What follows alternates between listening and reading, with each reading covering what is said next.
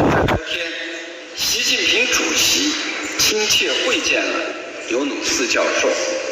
在会见中，习主席指出，中孟人民友好交往源远流长，中孟两国的交流历史源远流长。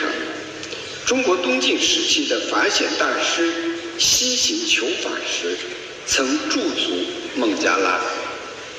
明朝的郑和团队也曾到访吉大港，两国是绵延千年的好邻居、好朋友。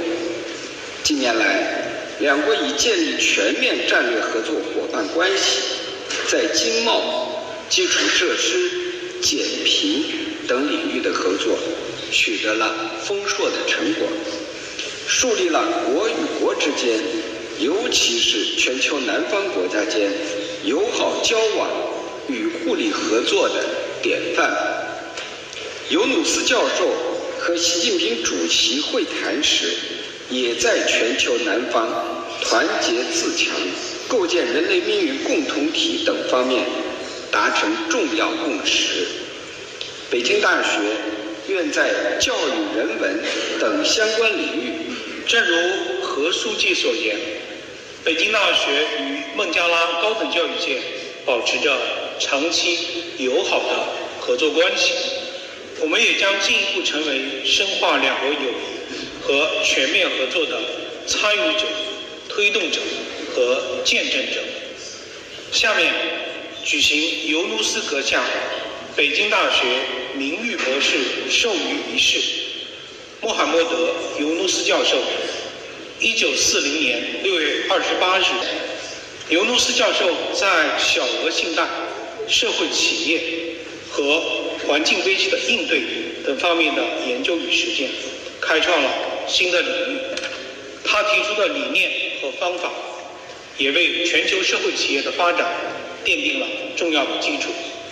长期以来，尤努斯教授始终高度关注中国的经济与社会发展。在担任多项国际职务期间，他致力于推动与中国在相关领域的合作与交流，对两国高层次人才的互动和合作起到了重要的桥梁作用。北京大学名誉博士学位。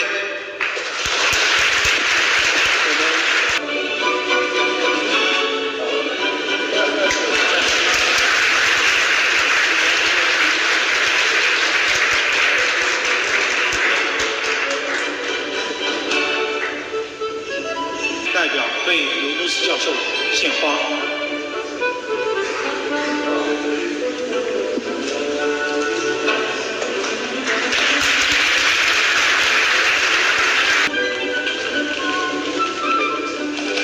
请北京大学名誉博士。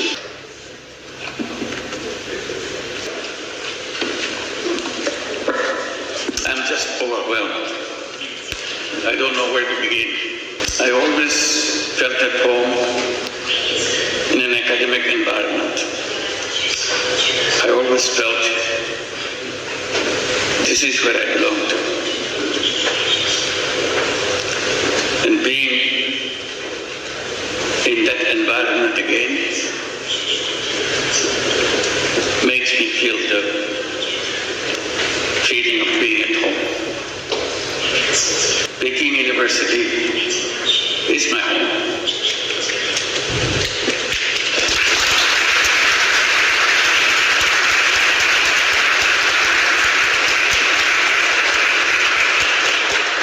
I am part of you because you accepted me as an honorary professor. I'm sorry that I couldn't spend much time with you. I always hoped I could spend time with you and share with you all the excitements of the academic world and the world that you want to create for future generations. That's our task in the academic environment, to build the future. future world, not just learning about the current world. There's the next world that we want to prepare for. So that makes me feel completely at home.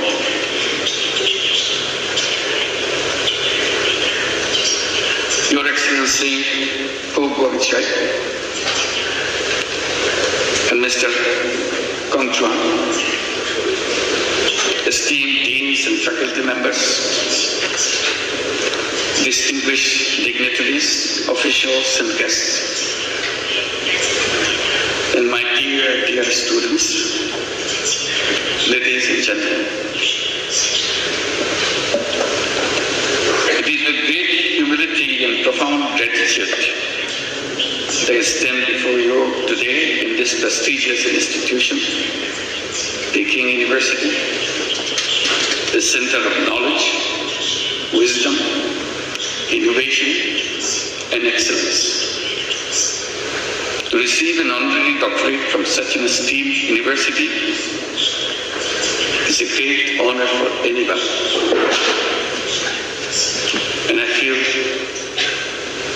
so humbled by your gesture for choosing me for this particular honor.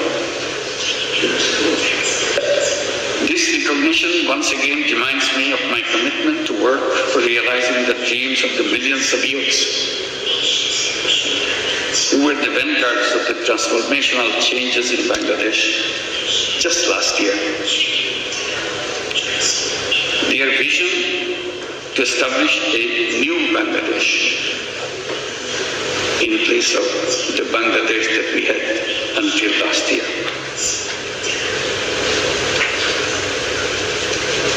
A new Bangladesh which will be free from poverty, hunger, unemployment, and destitution. Ladies and gentlemen, and my young friends, to translate this vision into reality,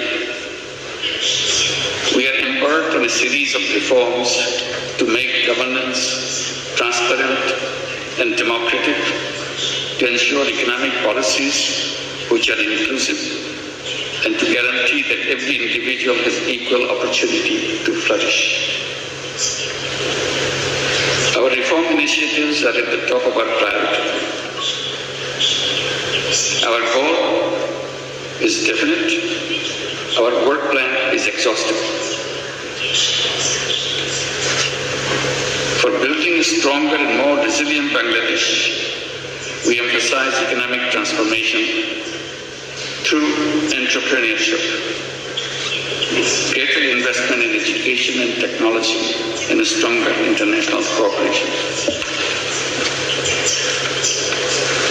Distinguished guests, I have a deep and personal attachment with Peking University. Back in October 2006, I had the opportunity to be appointed as the honorary professor.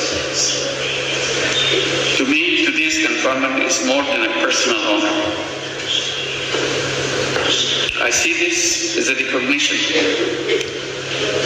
as an acknowledgement of the resilience and courage and determination of the people, especially millions of women and young entrepreneurs who continue to prove that no challenge is too big when they are given the right opportunities to develop and break the shackles of poverty and marginalization.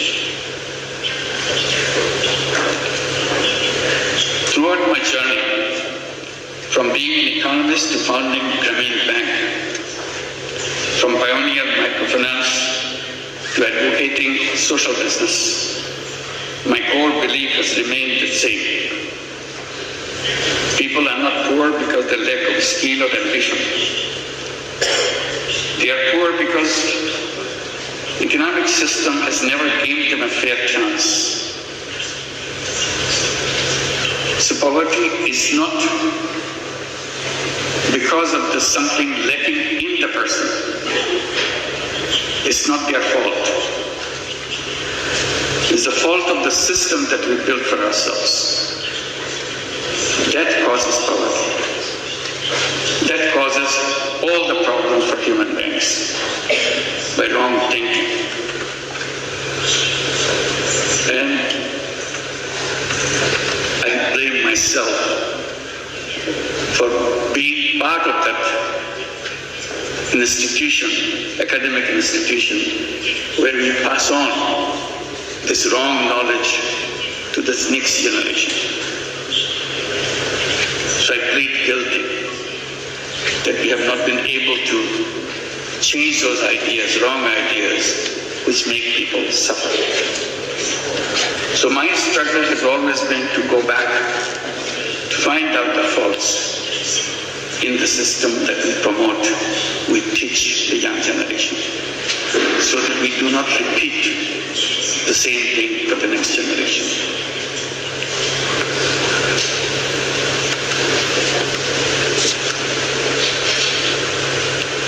It is designed to serve only the wealthy, not the poor. That realization led me to create an alternative, one where even the poorest individuals could access the services of the institutions which are created for people.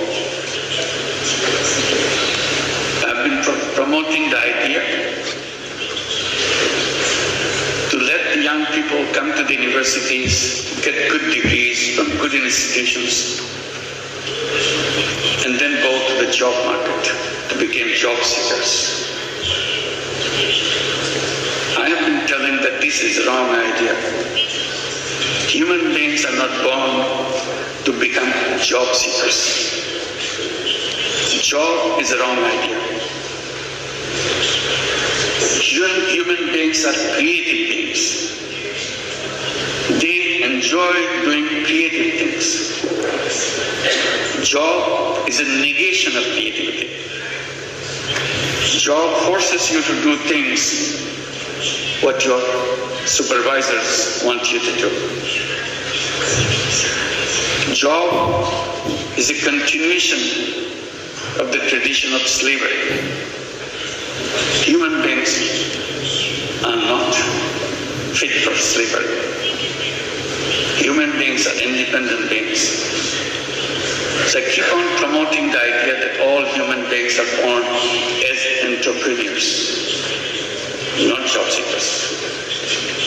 Universities should be preparing young people to go out and become successful entrepreneurs, not job seekers. The poorest women, poorest illiterate women in Bangladesh can become an entrepreneur with a $20 loan, $30 loan. Anybody in the world can become an entrepreneur. It's the nature of the human being. We didn't train them. We didn't tell them how to run a business. She figured it out all by herself because it is innate part of a human being. So that continues with a bigger question to me. What should be the purpose of education? And I keep coming back. Purpose of education is to enable to go out and bring that all creative capacity to change the world. And universities and educational institution is not only a place to learn what happened, also imagine. Imagination is the greatest power on earth. If you imagine, it will happen. If you don't imagine, it will never happen. If you look back, things happen because somebody imagined them. Imagine something big, something unheard of, something you never dared to hope that it will work. But you imagine and stay with it. If you stay with it, it will happen. So that is the greatest power. Imagination is more powerful than anything you can bring together. So I follow that, encourage young people like you Along with what you are learning, imagine. Dare to imagine the most odd thing that you ever thought.